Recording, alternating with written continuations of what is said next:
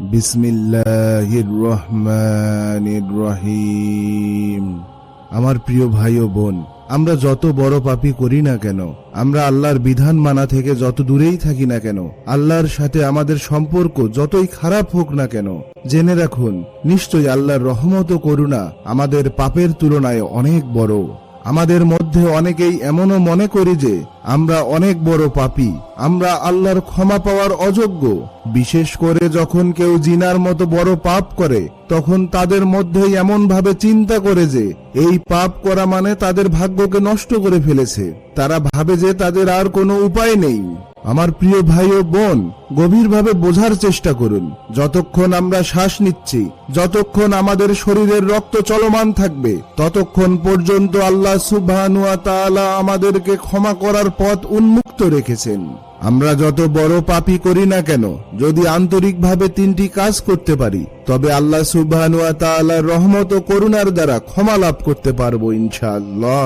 যে কোনো পাপ থেকে ক্ষমা লাভের প্রথম ধাপ হলো পাপ কাজটি করার ফলে নিজের অন্তরে এক গভীর অনুশোচনা বোধ জন্মানো। রাসূলুল্লাহ সাল্লাল্লাহু আলাইহি ওয়াসাল্লাম আমাদের শিখিয়েছেন যে জিহবা দিয়ে অনবরত আস্তাগফিরুল্লাহ পাঠ করলেই তওবা করা হয়ে যায় না।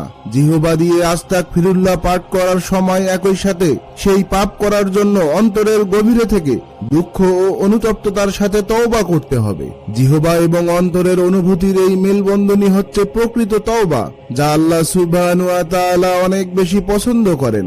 অসংখ্যবার শুধুমাত্র জিহবা দিয়ে তওবা না করে জিহবা এবং অন্তরের অনুভূতিকে একসাথে কাজে লাগিয়ে তওবা করতে পারলে তবেই কপালে জুটবে ক্ষমার সুযোগ। রাসূলুল্লাহ সাল্লাল্লাহু আলাইহি ওয়াসাল্লাম বলেছেন, অন্তরের অনুশোচনাই হলো তওবা। যে কোনো পাপ করার পর অন্তরের গভীরের এই অনুশোচনাবোধই মুমিনের হৃদয়কে নরম করে দেয়, যার ফলে মুমিন ব্যক্তি আরো শক্তিশালীভাবে আল্লাহ সুবহানাহু ওয়া তাআলার দিকে ফিরে আসার তাগিদ অনুভব করে। যে কোনো পাপ থেকে ক্ষমা লাভের দ্বিতীয় ধাপটি হলো আপনি যেই পাপের ফলে তওবা করেছেন সেই পাপ পুনরায় লিপ্ত না হওয়া এবং সেই পাপটি সম্পূর্ণভাবে বন্ধ করার জন্য প্রয়োজনীয় পদক্ষেপ গ্রহণ করা। যখন আপনি একই পাপ বারবার করবেন এবং বারবার একই পাপ করার পর অনুশোচনার সহিত তওবা করবেন, তখন এটি ভালো দেখায় না। তাই সেই পাপ কাজটি পুরোপুরি বন্ধ করুন। একই পাপ কাজ বারবার করার জন্য যেসব বিষয় আপনাকে প্রলোভন দেখায়, সেই সব প্রলোভন বন্ধ করুন। যদি আপনি হারাম সম্পর্কের মধ্যে থাকেন তবে তা বন্ধ করুন, নয়তোবা হারাম সম্পর্কটিকে হালাল সম্পর্কে রূপান্তর করে ফেলুন। যদি আপনি পরকীয়ার সাথে জড়িত থাকেন তবে তা ত্যাগ করুন। সমস্ত যোগাযোগ বিচ্ছিন্ন করুন, পরিবেশ পরিবর্তন করুন, প্রলোভন দূর করুন। মনের ভুলে একই ধরনের পাপ কাজ বারবার করতে থাকা থেকে আপনাকে বিরত থাকতেই হবে এবং একই সাথে অন্যান্য পাপ কাজ বন্ধ করতে থাকতে হবে। কারণ একজন মুমিন যখন একটি পাপ কাজ করে তখন তার অন্তরে একটি কালো দাগ পড়ে যায়। এভাবেই সেই ব্যক্তি যত পাপ কাজ করতে থাকবে ততই তার অন্তরে কালো দাগ পড়তেই থাকবে। ওই ব্যক্তি অনবরত পাপ কাজ করার ফলে তার অন্তরে অনবরত কালো দাগ পড়তেই থাকবে এবং একটা সময় পর অন্তরে অনবরত কালো দাগ পড়ার ফলে অন্তরে মোহর লেগে যেতে পারে। আর যদি অন্তরে একবার মোহর লেগে যায় তবে ওই ব্যক্তির অন্তর অন্ধ হয়ে যায়। পাপ কাজ তার অন্তরের চারদিক ঘিরে ফেলে। অন্তরে মোহর লেগে যাওয়া ব্যক্তি আর কখনোই আল্লাহর বিধিনিষেধ সম্পর্কে সচেতন থাকে না। পবিত্র কোরআনে আল্লাহ সুবহানাহু ওয়া তাআলা বলেন, আল্লাহ তাদের অন্তরে এবং তাদের কানে মোহর লাগিয়ে দিয়েছেন এবং তাদের চোখসমূহে রয়েছে পর্দা আর তাদের জন্য রয়েছে মহাশাস্তি। কিন্তু যদি আমরা পাপ কাজগুলো বন্ধ করতে পারি এবং অনুশোচনার সহিত আল্লাহ সুবহানাহু ওয়া তাআলার নিকট তওবা করতে পারি, তবে মহান ও পবিত্র আল্লাহ তার রহমত ও করুণার দ্বারা আমাদের অন্তরকে আবারও পবিত্র করবেন এবং অনুশোচনার সহিত তওবার ফলে অন্তরে পড়ে যাওয়া কালো দাগ উঠিয়ে নেবেন এবং অন্তরকে পরিষ্কার ও পরিচ্ছন্ন করে দিবেন। যে কোনো পাপ থেকে ক্ষমা লাভের শেষ ধাপ হলো পাপের পুনরাবৃত্তি যাতে না হয় সেজন্য অন্তরে অঙ্গীকার করা, পূর্ণ দৃঢ়তার সাথে পাপ থেকে মুখ ফিরিয়ে নেওয়া। এরপরেও যদি একই ভুল হয়ে যায় তবু আল্লাহর দিকে ফিরে যেতে থাকুন। সত্যিকার অনুশোচনার অর্থ হলো আপনার অন্তর পরিবর্তনের জন্য দৃঢ় এবং আল্লাহ সুবহানাহু ওয়া তাআলা তাদেরকে ভালোবাসেন যারা পাপ কাজ করার পর তওবা করে আল্লাহ সুবহানাহু ওয়া তাআলার দিকে ফিরে আসে। আমার প্রিয় ভাই ও বোনেরা, আমরা প্রতিনিয়ত নিজেদের পাপের সমুদ্রে ডুবিয়ে রেখেছি, কিন্তু একজন সত্যিকারের মুমিনের কখনোই আল্লাহর আল্লাহর রহমত ও করুণা থেকে নিরাশ হওয়া মানায় না।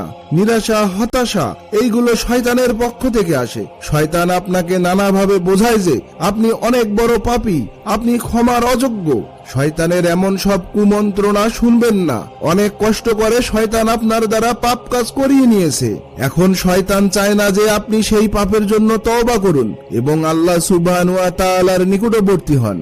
রাসূলুল্লাহ সাল্লাল্লাহু আলাইহি ওয়াসাল্লাম বলেছেন, আল্লাহ সুবহানাহু ওয়া তাআলা বলেন, আমি সেই রূপ যেই রূপ বান্দা আমার প্রতি ধারণা রাখে। আমি তার সাথে থাকি যখন সে আমাকে স্মরণ করে। আল্লাহর কসম, নিশ্চয়ই আল্লাহ সুবহানাহু ওয়া তাআলা তার বান্দার তওবায় তোমাদের মধ্যে সেই ব্যক্তি অপেক্ষা খুশি হন যে তার মরুভূমিতে হারিয়ে যাওয়া উট ফিরে পায়। আর যে ব্যক্তি আমার দিকে 1 বিঘত পরিমাণ অগ্রসর হয়, আমি তার দিকে 1 হাত পরিমাণ অগ্রসর হই। যে আমার দিকে 1 হাত পরিমাণ অগ্রসর হয়, আমি তার দিকে 2 হাত পরিমাণ অগ্রসর হই। আর সে যখন আমার দিকে হেঁটে অগ্রসর হয়, আমি তখন তার দিকে দৌড়ে অগ্রসর হই। পবিত্র কোরআনে আল্লাহ সুবহানাহু ওয়া তাআলা বলেন, হে আমার বান্দাগণ, যারা নিজেদের উপর জুলুম করেছো, তোমরা আল্লাহর রহমত থেকে নিরাশ হয়ো না। নিশ্চয়ই আল্লাহ সমস্ত গুনাহ মাফ করেন। তিনি অত্যন্ত ক্ষমাশীল, পরম দয়ালু। আমার প্রিয় ভাই ও বোন, আল্লাহ সুবহানাহু ওয়া তাআলার ক্ষমার দরজা সর্বদাই উন্মুক্ত। তার করুণা অফুরন্ত। কখনো আশা হারাবেন না। কখনো ভাববেন না যে আপনি ক্ষমার অযোগ্য। কখনো ভাববেন না যে অনেক বেশি দেরি হয়ে গেছে। মনে রাখবেন, যতদিন আপনি বেঁচে আছেন ততদিন আল্লাহ সুবহানাহু ওয়া তাআলার রহমত ও করুণা আপনার নাগালের মধ্যেই রয়েছে।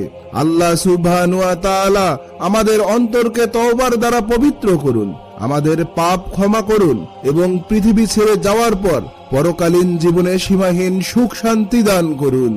আমিন।